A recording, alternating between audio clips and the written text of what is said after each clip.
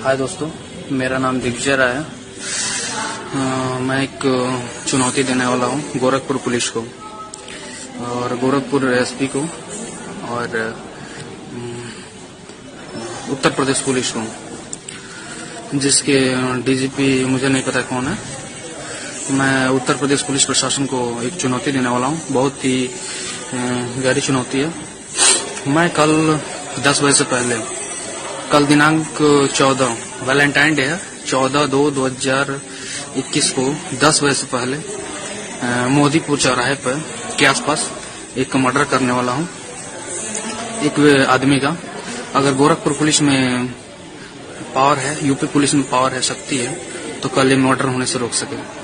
और ठीक ही परसों एक मर्डर करूंगा मैं, और लगातार 3 मर्डर करूंगा प्लाजे से। तो मैं ये अपने पूरे होश हवास और सूझबूझ से बोल रहा हूँ कि मैं कल मर्डर करने वाला हूँ। जिसको भी ताकत है, पुलिस प्रशासन, यूपी पुलिस प्रशासन में ताकत है, सहूलियत है, तो ये मर्डर होने से रोक ले। ये मेरा चैलेंज है यूपी पुलिस को।